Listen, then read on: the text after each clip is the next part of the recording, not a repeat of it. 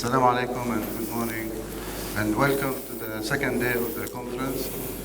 After a fantastic evening last night, it was a very good social event with typical Bahraini entertainment. It's my great pleasure to introduce Professor Paul Ivey as our second keynote speaker for this conference. As it happens, as well, he's from London South Bank University, our joint partner and a joint organizer of this conference. Professor Paul Ivey is the Deputy Vice Chancellor and Chief Business Officer at London South Bank University. He has many responsibilities as part of his portfolio. He did his PhD at the University of Sussex, and he worked in the United States and in many institutions in the UK, including Coventry and Birmingham City University.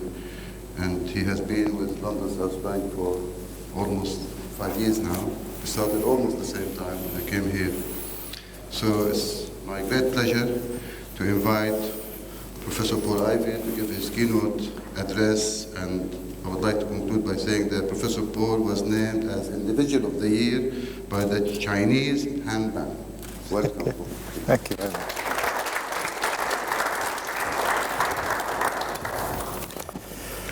Assalamu alaikum. Good morning, everyone. Welcome back to day 2 of this excellent conference. I have 30 minutes to cover the entirety of enterprise and entrepreneurship at London South Bank University.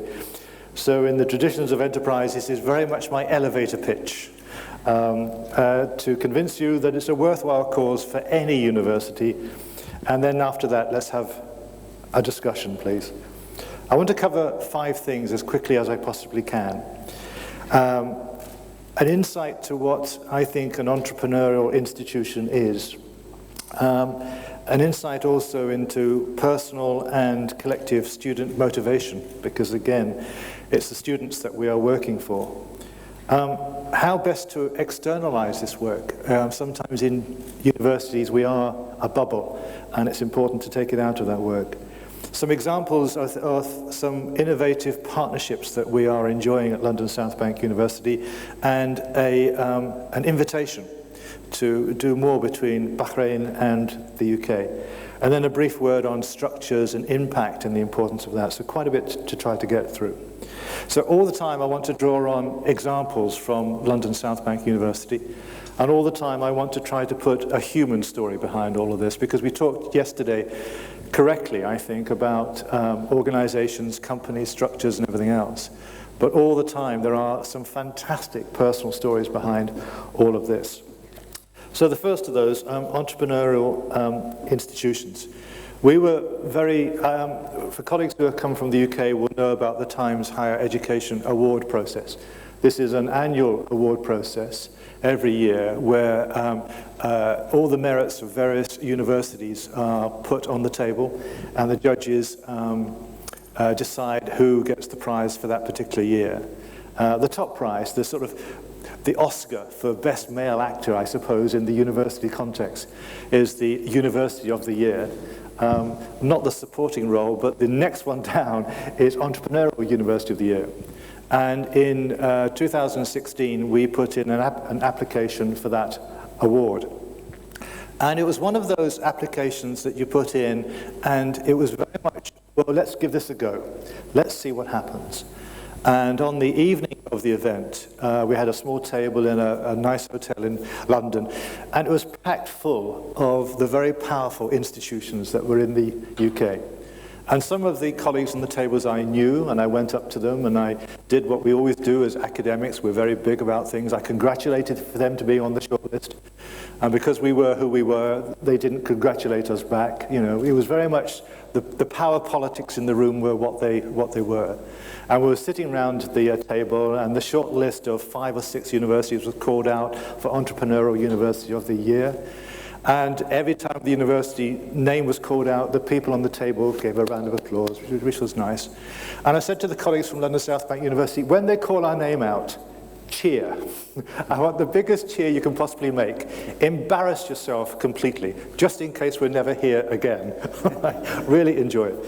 So they called out London South Bank University, the table went up, everyone was on our table clapping and cheering, and then we all sat down, and you could see people looking at us a bit strange. But then they called out the winner, which was London South Bank University. So that small story reflects for me something quite important, which was we didn't expect to win, but we felt what we were doing was important. So this spirit of enterprise and entrepreneurship is personal. It doesn't matter what the rest of the world believes. If you believe it, then it's worth putting your name forward and sitting at the table and enjoying the moment.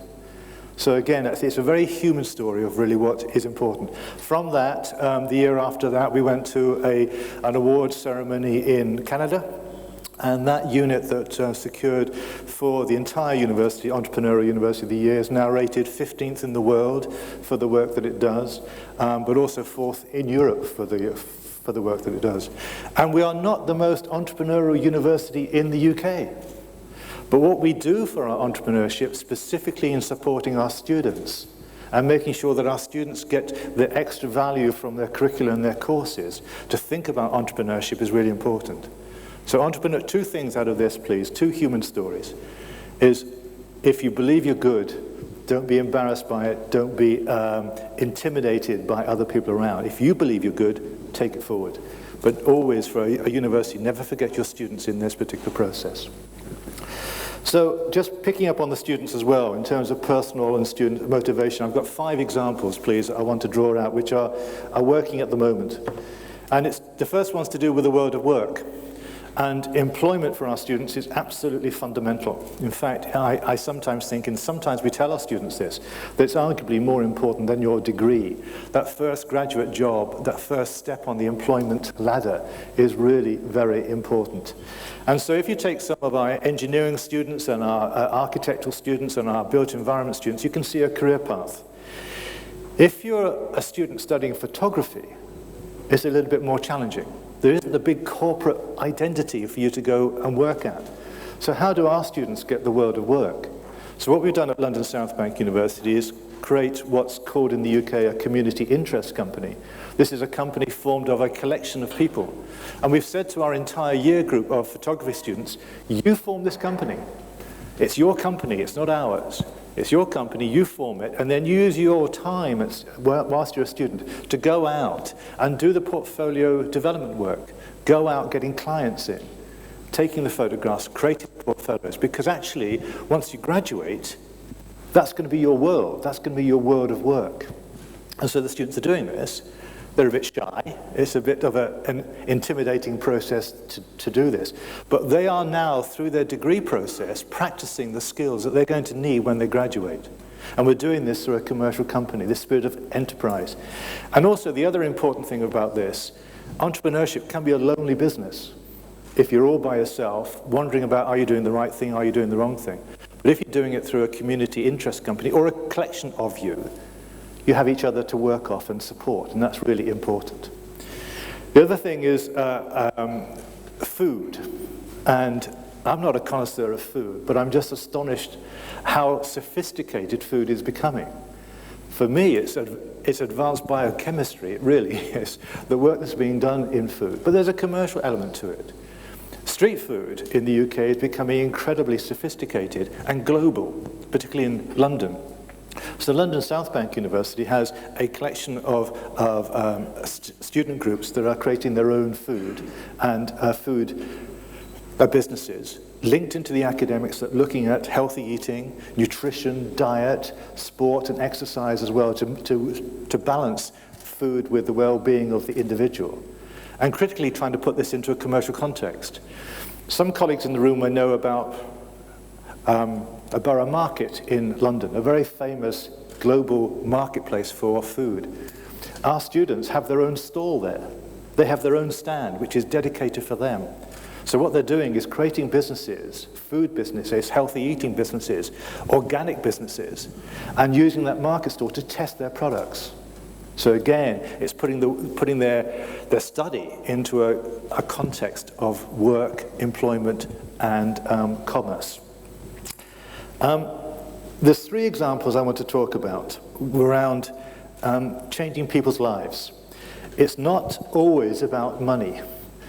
It's about taking somebody who is in one place and supporting them to get to another place. And there's three examples, and the first two really are, well, all three are for people who are somewhat disadvantaged in life. The first one is a student of ours who, as a young man in South London, a young black man in South London, his prospects were not terribly good. There's parts of London, like any large city, where it can be quite dangerous. He was a young man of 14, big. He was a big man, and he knew how to box. He knew how to fight. He was streetwise. But if you're a young man, a young black man in parts of London, sometimes your prospects are binary. You're either going to go to jail, or you're going to be in the morgue, because it can be quite a violent environment. So his prospects, age 14, were not terribly good. So when he was 16 years old, he found his faith. And then when he was 18, with no qualifications whatsoever, he applied to London South Bank University to do a degree. And we said no. So the next year he came back again, and we said no. This is before we had a more enlightened approach to recruitment at London South Bank University, before Professor Phoenix was Chancellor. The third year he came back again, and he slipped in through clearing. We didn't notice him. He was big, but we still didn't notice him. And he became a student of ours, and he was great. He went into the business school, got a first-class honours. Okay? And in his final year, a project, we said, "What is your business project?" He said, I want to form a boxing club. I want to form a club for young people in my area to teach them the discipline of boxing, how to use their strength and their physique in the correct way to try to change their lives. So we said, okay, let's work with you to form that company. So we did. We helped him to set up that company, and over 5 years it's been running. And in January, he got the British Empire Medal from the Queen. So again, somebody's life who, aged 14, had some serious options there, who now is a role model for his community. So again, entrepreneurship can change his life. The other lady that I was privileged to meet, every year we have, for our students, we give the Entrepreneurial Student of the Year award to one of our students.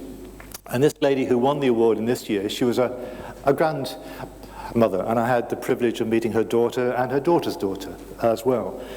I didn't meet her husband, which was a good thing, because he was a violent man and had really beaten her up a lot through her life. So she was a victim of a domestic abuse. So what we did with her afterwards, when she won her Entrepreneurial Student of the Year award, we worked with her to form her company in London, helping other victims of abuse to get back on their feet. She was originally from Grenada in the Caribbean. And so she wasn't content with doing this in London. She wanted to do it in the Caribbean also. So now she owns a multinational company looking after victims of abuse both in the UK and in Grenada. So again, somebody who came to us with a troubled background, not of her making, but entrepreneurship, enterprise, starting your own business, taking control of your own life, transformed it for her. And the final thing is a project that's coming out of Stanford. It was set up on the West Coast and worked very successfully there, a project called Remake. And this is to look at ex-offenders coming out of prison. In the UK, there is something of a revolving door of people who come out of jail for whatever crime they've committed, having served their time, without any support when they come back into the community. And the only option they have sometimes is to go back into crime again. So it's a revolving door. They come out and go straight back in again. And it's costing the UK a fortune. So what this Remake program is, a partnership we have with King's College as well, is to work with these ex-offenders, providing they have calmed down and they're not going to cause any trouble, to help them to start up their own business so they can get back on their feet in their own way and control their own lives. And it's really important.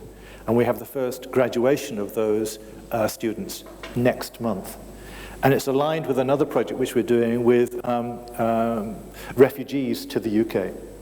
If you're a refugee into the country, By almost definition, you don't have much support structure, and you have to depend upon yourself, actually, to make ends meet.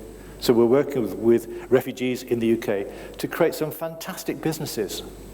So, ladies and gentlemen, what we were talking about yesterday and what we're talking about today is, it's not an academic exercise, and you know this, forgive me. It's not an academic exercise, it's not a commercial exercise, but I feel very strongly it's about changing people's lives, and we have the power to support people to do that. So that's really important. Externalizing this work, how do we really get help from other people who are more expert than we are? At London South Bank University, we have a scheme called Entrepreneurs in Residence. These are people who are entrepreneurs in London, who come onto campus to work with our students. And entrepreneurship is a difficult academic concept to hold on to. I've never really been able to code it in the normal sense of modules and courses and credit structures and everything else.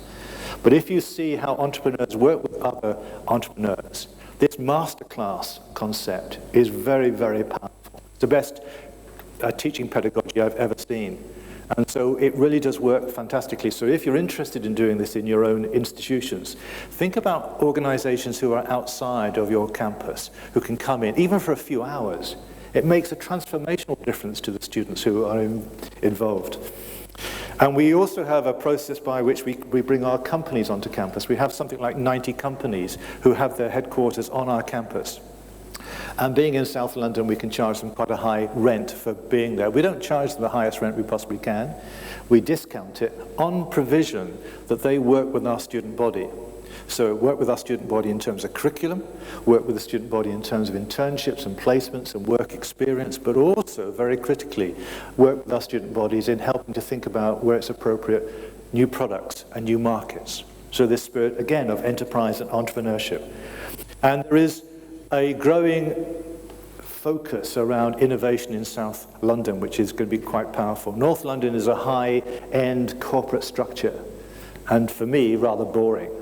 South London is where all the action is. It's creative, it's innovative, it's SMEs, and it's really exciting. Again, that's where this agenda works. It works for communities in a way that other schemes don't. If you want to have examples in Europe where this is doing rather well, we had a session with the European Commission about 2 years ago, and I would draw your attention to universities around the Bologna area in northwest Italy, where it's working very well, and Finland, which is good. Partnerships, and Professor Gassan's looking at his watch. Okay. Partnerships, we've done some work with Ryerson University, who we regard very highly, Ryerson University in Toronto, Canada, and probably one of the leading universities in the world, we think, for this type of work. And one of the things that Ryerson has done terribly well is a concept called learning zones, which is really mixing up completely this spirit of entrepreneurship, enterprise, with the formal teaching of students, and also the mixing up of people who are actually running their own businesses with the educational process. So Ryerson will talk about learning zones, and that's really what it is. And so we've been working for some time for student companies that have established themselves in Toronto.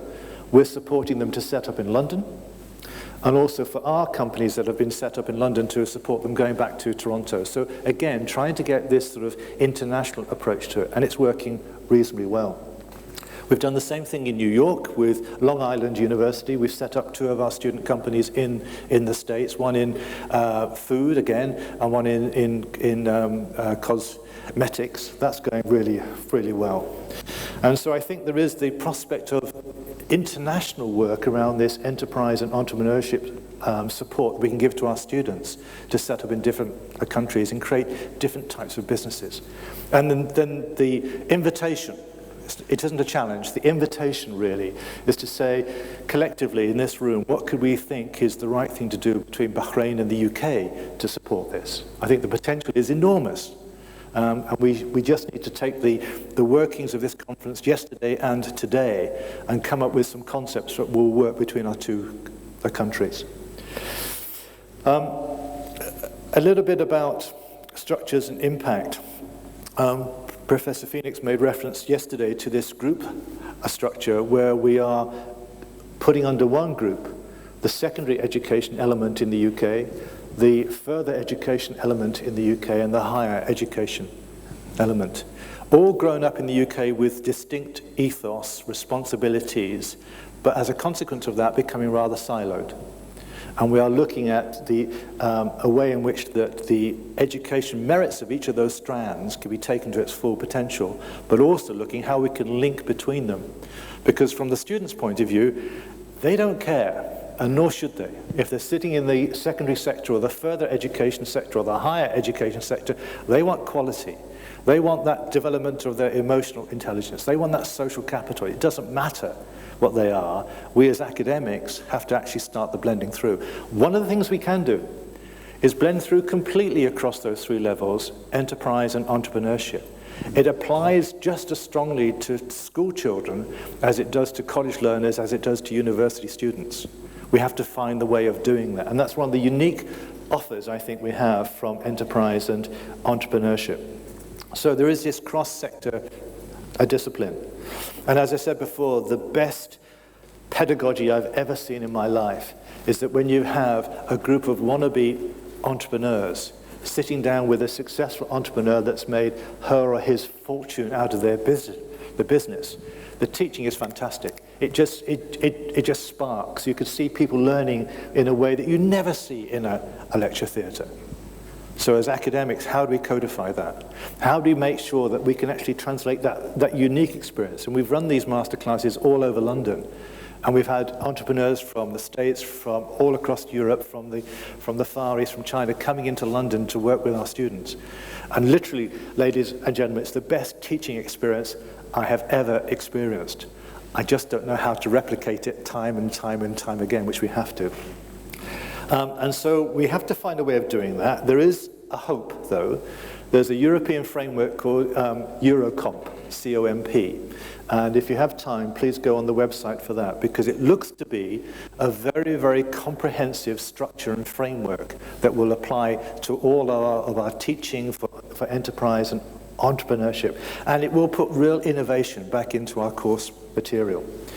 And so what Entreprop looks at, it's looking at holistic learning, developing the employer as well, and job seeking, really important for our students, and really trying to put quality into the process and competence into business startup. If I asked you a question about London, and I only asked the question because I know the answer. All right, if I asked you a question about London, one of the 5 major cities in the world, a global behemoth, it's huge and everything else. How many of the companies in London are small and medium-sized enterprises? I won't ask you because I know the answer. 99.8% are SMEs. So when you say about what can we really do for commerce, what can we really do for our communities, what can we do for creating the wealth in the country, and Bahrain has this with its 5 steps to the economic plan. I think it's step 5 is looking at support for SMEs. If you really want to ask those questions and really want to work with the answer, forget the large corporates.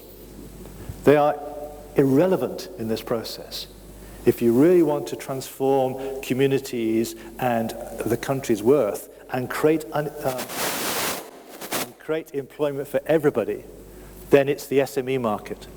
99.8% of companies in London are SMEs.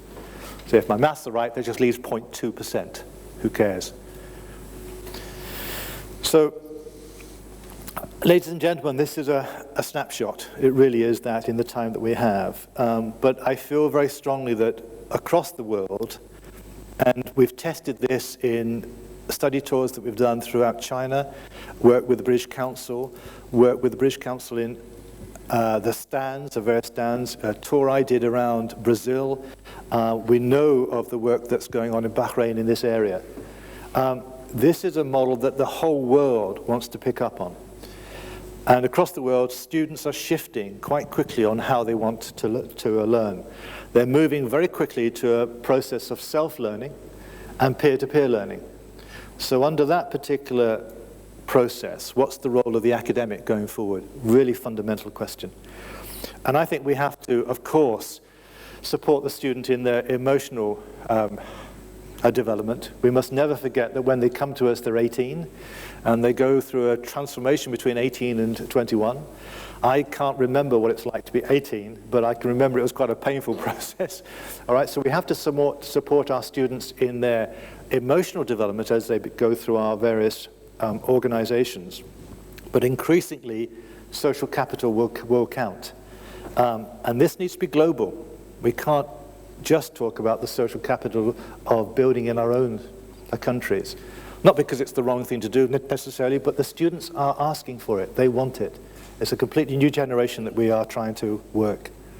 So if I am your student, if I have the privilege of being your student, if I could start my life again, then I do expect, and actually, not only do I expect, I demand it, because I'm paying you money. All right?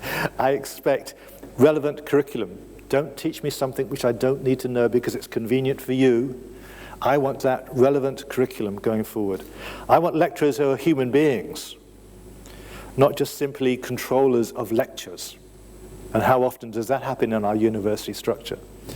And I want institutions that show me what I don't know myself in terms of global citizenship and talent potential. The talent potential that I have. So in short, I want innovation, I want enterprise, and I want entrepreneurship. And this is a global phenomena going forward. So, ladies and gentlemen, this has been a quick tour through how we are approaching enterprise and entrepreneurship at London South Bank University. From the conversations we had yesterday and the conversations we will have today, I'm sure that there's huge amounts of common ground between us. But I just want to come back to the very start on the approach that we took 2 years ago in the face of some very, very powerful institutions in the UK of saying, actually what we're doing is good. And I think people need to know about it. And even if we don't win, it's important that we talk about what we're doing. And I would just invite you to do the same thing for your institutions. Because I guarantee you, everybody in this room has a story to tell. A story about somebody who they know has been changed through this process. Innovation, enterprise, and entrepreneurship is not an academic subject. It has academic elements, but it has all to do with human beings and people and transforming people's lives and transforming communities. Thank you very much.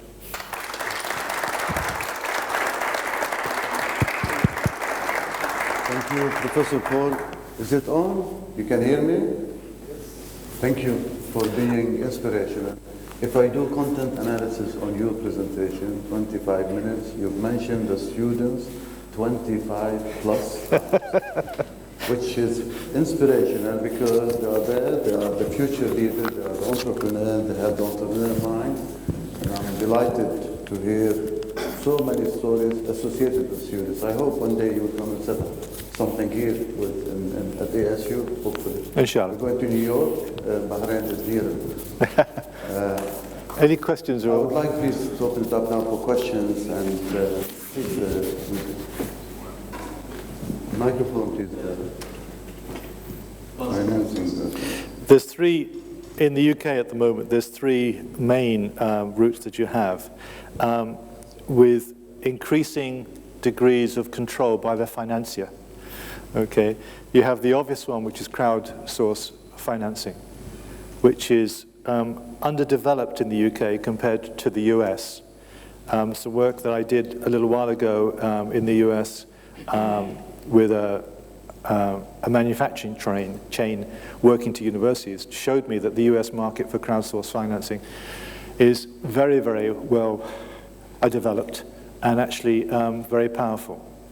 It's not new though, because if you look at some of the early work that was done about 20 or 30 years ago for financing innovation in Bangladesh under very impoverished communities, so that people, villages supporting each other through financing. It was done a long, long time ago. But again, we need to be doing more work around that. And then we have the classic routes around business angels and VC funding. And again, it's the challenge is convincing people not to be too concerned about intellectual property. It's the story that you'll understand very well of the inventor that believes that their invention actually is a well-developed piece to go to the marketplace, and it isn't. In fact, no major development or no major invention in the history of man, when it was first invented, was suitable for the marketplace. It never is. So it's encouraging our entrepreneurs to think big, to think laterally, to bring in ideas from other people as well to develop their product, but also having the maturity to then say, if somebody's going to finance this, you have to give up something. And if somebody's going to also finance it, you have to give us something around the intellectual property going forward. So it goes into a very sophisticated conversation with our students and with our companies. But those are the three main sources that we go to. Okay, thank you. Please, Professor Salam. What I've done in the past is to change the nature of the exam question that you posed. And you're absolutely right, sir, in terms of Ryerson and how successful they've been coupling both their educational element and the industry needs. But if we pose this question in terms of talent management, because globally, it doesn't matter where we are in the world, everybody is short of talented workers. And organizations that take new graduates in and then spend 6 months or 9 months or a year integrating those graduates into those businesses are wasting money and wasting their productivity. If I was running those companies, I'd be talking to your university or institution and say, can I get access to your final year students in a very benign way to then start to see what they have? I want to really pick out the diamonds of your students and to show them that my company is the best company they could possibly work for, and I can give them a fantastic future. And so what I'm doing immediately is getting the very best of people out of your institution straight into my company from day one being productive.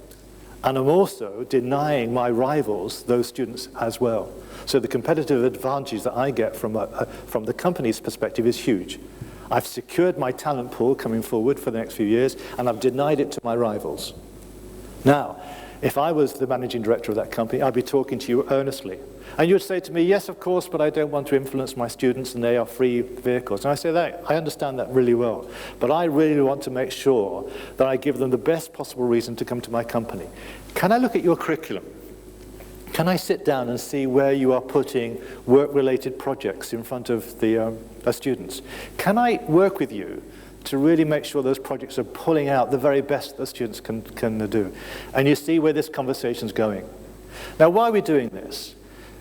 Academically, we are always justifying that the rigor is there and we have the correct support for our students going forward.